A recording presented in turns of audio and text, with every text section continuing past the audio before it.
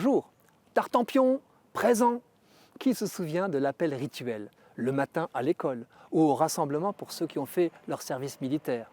Présent, je suis bien là, mais aussi cadeau, disponibilité de l'être. Me voici, répond plusieurs fois le jeune Samuel à l'appel de son nom.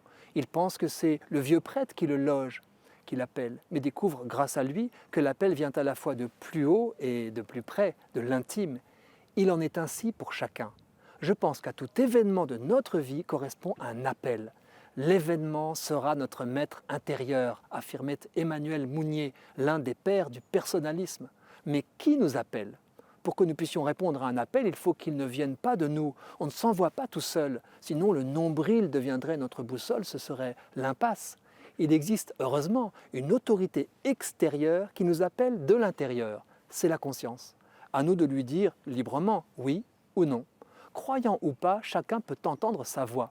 La conscience fait de l'Homo sapiens un être orienté, grâce à la fameuse loi naturelle, c'est-à-dire inhérente à notre nature humaine, qui nous permet de distinguer le bien du mal et nous indique le sens. Pour notre petite barque, c'est une aide à la navigation, toujours disponible. Me voilà donc sur mon chemin personnel. J'avance vers le but, je me perds. Dès que je m'éloigne des vraies valeurs qui me sont chères, ma conscience me réveille, comme la voix d'un GPS qui recalcule en temps réel. Rejoignez l'itinéraire, rejoignez l'itinéraire. La conscience est agaçante, elle nous tyrannise. Empêcheuse de tourner en rond, elle veut nous protéger du désorienteur qui tente de nous perdre. Nous avons beau savoir que notre conscience travaille pour notre bien, nous trouvons des stratagèmes pour étouffer sa voix, des excuses non valables. Nous lui claquons la porte au nez, nous essayons de recouvrir son appel par des dérivatifs assourdissants qui nous aliènent. Le grand adversaire de l'authentique appel des profondeurs, c'est le désir superficiel. Personnellement, je me méfie de mes envies. Et quand j'entends dire « je n'en ai pas envie », je pense « ce n'est pas une question d'envie, c'est une question d'appel ». Alors, action.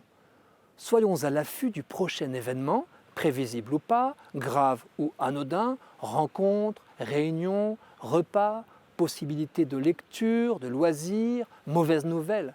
Que notre être vraiment libre interroge sa conscience profonde. À quoi suis-je appelé ici et maintenant avec cet événement? Il reste à dire oui à notre conscience et non au reste. Les chrétiens savent que la création tout entière fut sauvée grâce à un seul oui, le fiat d'une jeune fille. Nos petits oui en seront l'écho bienfaisant. Surtout, rassurons-nous, contrairement aux conseils parfois un peu tordus des GPS, ceux de la conscience ne trompent pas. La réponse à l'appel authentique comblera notre soif de bonheur.